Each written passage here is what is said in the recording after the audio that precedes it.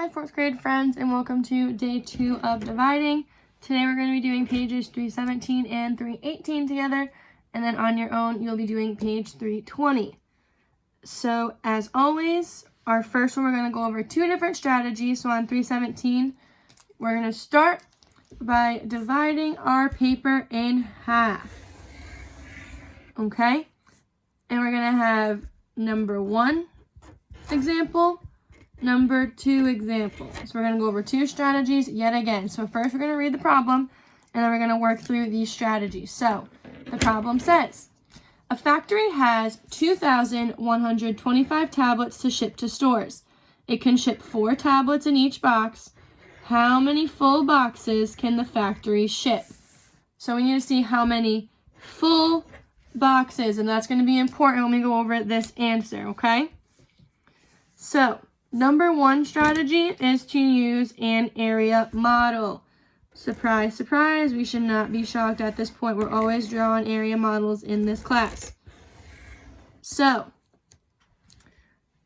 if we have 2,125 tablets to ship to stores, and we can ship 4 tablets in each box, we have to divide 2,125 by 4 to figure out how many full boxes we're going to need. So we're going to divide by 4, and we have to think, 4 times what gets me to 2,125?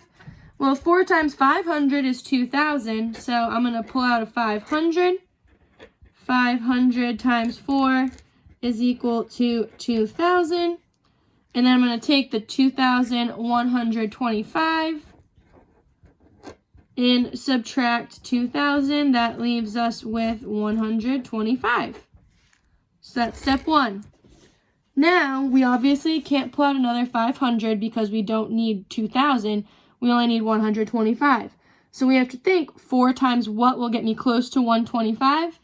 Well, we know 4 times 3 is 12. So if I add a 0, that should get me to 120. So we're going to do 30 times 4, which gives us 120. So 125 minus 120 gives us 5 left over. And then we're going to see if we can pull out anything else. So we can't do 4 times 2. 4 times 2 is 8. But we can try 4 times 1. So 4 times 1 is equal to 4. So we're going to do 5 minus 4. We have a remainder. So we have a leftover of 1. And that's going to be important because the question's asking full boxes, not how many boxes altogether, but how many full ones. And each box holds 4. So, first we're going to add up our partial quotients. So we have 500 plus 30 plus 1, which gives us 531. But we can't forget about this remainder. So we have a remainder of 1. Okay? But this is not my answer, and I'm going to tell you why. This remainder 1 means there's 1 tablet left over. So we're going to need another box to ship it, yes. But it's not going to be a full box. It's only going to have 1 out of the 4 tablets in it. So out of full boxes, we can only fill 531. Yes, there's 1 left over, but we don't care about that right now. We just care about the full boxes. So the factory can ship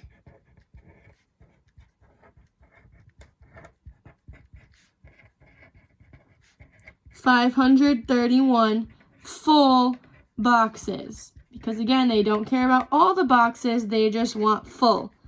And that's why we're going to forget about the remainder 1 here, okay? So, that is strategy number 1. Strategy number 2 is to break apart our 2,125 into numbers that are easier to divide by and multiply by. So if we have 2,125 divided by 4, we can take this 2,125 and break it up into 2,000 plus 100 plus 25. Okay, that's step 1. And then we're going to take each of these and divide them by 4. So we're going to do 200 divided by 4, 100 divided by 4, and then 25 divided by 4 because they're easier numbers to work with, and then we can just add up the partial quotients at the end. So, again, same strategy as the multiplication one, with the multi-digit. Just now, instead of multiplying everything by 4, we're going to divide it. So, 200 divided by 4 is 500. 100 divided by 4 is 25. And then 25 divided by 4 is 6, with a remainder of 1, because 6 times 4 is 24, but we need 25. So we still have that remainder of 1. And then we're going to go and add up these partial quotients. So we have 500 plus 25 plus 6. Remember, we're asking for full boxes, so we really don't have to worry about the remainder here. And then we're going to get the same answer of 531. So as you can see, friends, 2 different strategies, but the same quotient in the end, okay? So if you have any questions on either of these strategies, make sure you're pausing now to ask me. If you feel comfortable, I just want you to take a minute to join the meet and let me know if you would rather do the area model, the break apart model, or if you liked the long division we tried yesterday. That is a grade, so make sure you're pausing here and telling me so you get credit for today's class. And if you're ready to go, we're going to look at page 318. So, this page is just kind of breaking apart how it works and how the math we just did makes sense. So, you can use an area model to break apart the problem into smaller parts. We understand that, and using the partial quotients. So, again, we did 4 times 500 equals 2,000 subtracted. 4 times 25 equals 100. Take away that and get it left over. And then multiply and then take it away, and what's the leftover. So again, friends, even though you're not even realizing it, you are still following the pattern: divide, multiply, subtract, bring down. Because we are dividing, we are multiplying, we are subtracting, we are bringing down. We are dividing, we are multiplying, we are subtracting, we're bringing down.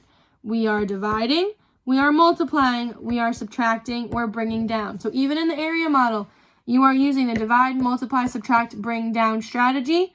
So you can always use this little acronym or this little phrase to help you, okay? And then same thing with the model down here. This is using long division. So I'm just going to write that down here so we know what strategy this is. Because it's always nice to know what strategies we're talking about and learning about. So this is long division. So again, we're using partial quotients because we're getting 525, 6. So 4 times 500, 2,000. We're going to subtract, bring down our leftover. 125 divided by 4, we're going to say 25. 25 times 4 is 100. We're going to subtract, bring down. 4 times 6 gets us the closest to 25. So we're going to multiply 6 times 4, gives us 24. Subtract, bring down. And then the partial quotients are these. These are our partial quotients. So these are what we add together so we find the sum of them to get the overall quotient, okay? So if you have any questions, friends, on any of these strategies, please make sure you're asking. Make sure if you haven't told me yet, you're going to join the meet and tell me what strategy you prefer most. And then when you're done, you can move on to page 320. Just make sure you are showing me when you are done, okay? Happy dividing.